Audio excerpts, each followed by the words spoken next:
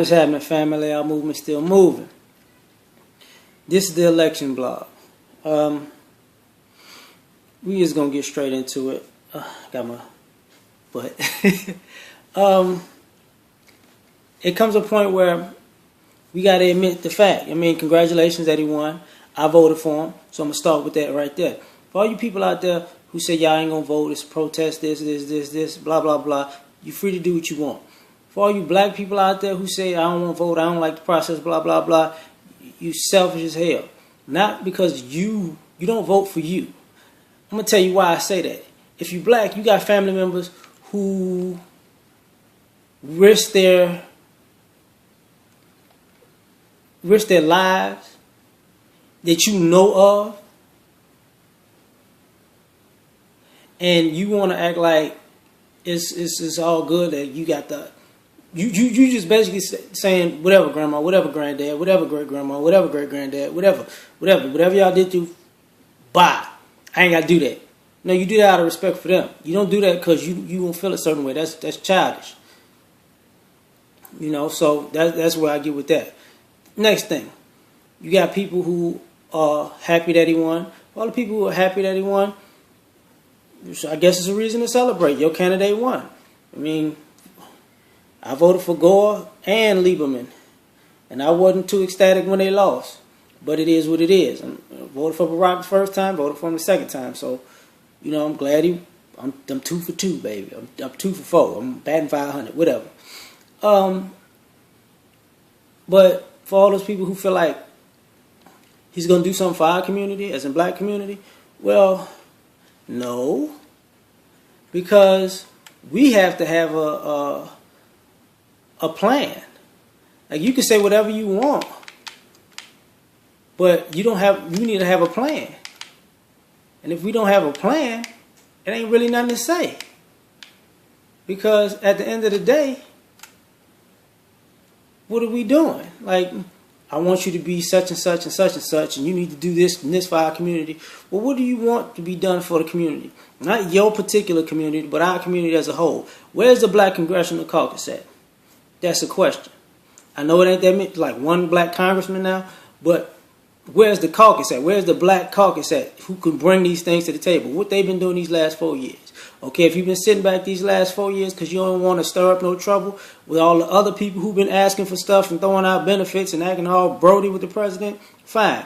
Now you got your chance. These next 4 or these next 2 to bring your stuff, you got to say something. You got to do something. Businessmen, the blah, blah, blah, people like myself who's just on the internet talking. Somebody got to say something. For the people who feel like they losing the country, you lost the country, yeah. Why they feel like they lost the country? Because at the end of the day, we talking about the white establishment feels like they lost the country.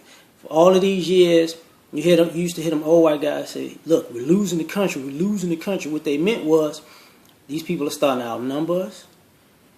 These people are starting to not be scared of us. These people are starting to outthink us.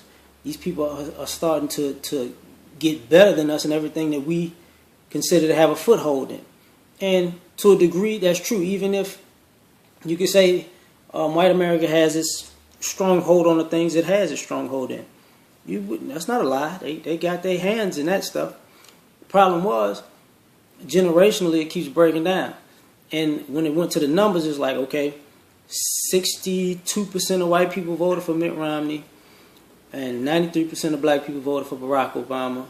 73% of Asians voted for Barack Obama. 71% of Latinos voted for Barack Obama. I hope I said the 68% for Mitt Romney, right? Anyway, but saying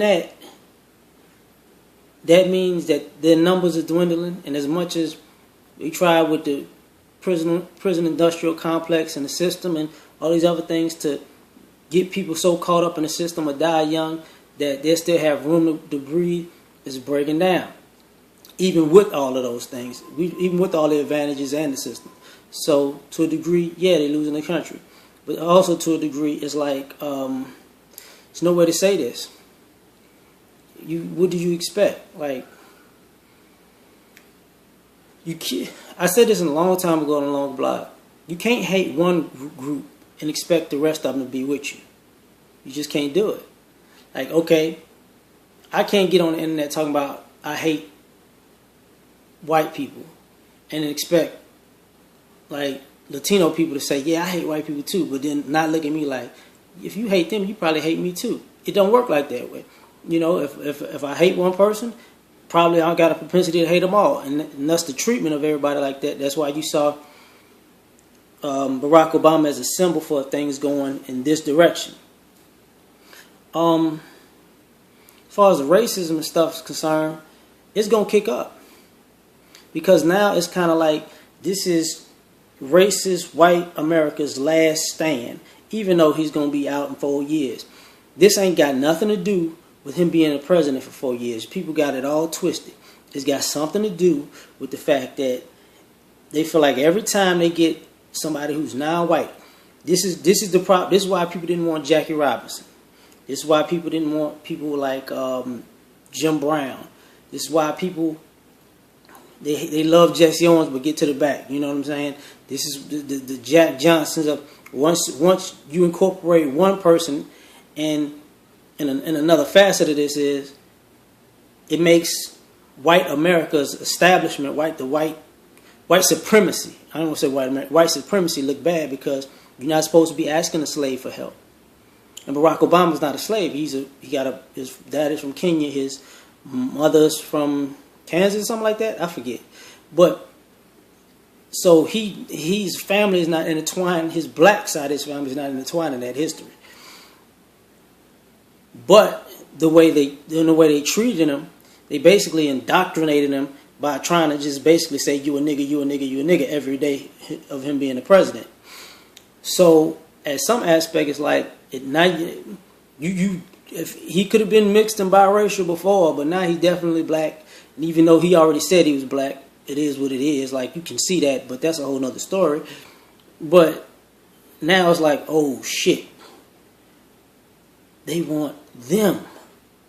They don't want us no more. Now the master, quote unquote, is asking the slave to fix the master situation, which means you're not in a position of power anymore. Your supremacy is not in a position of power anymore. So it's a freaking out kind of thing. Now, if I went too long, or if you understand where I'm coming from, just let me know. I'm gonna holler at you, man. I'll see you the next time. Peace.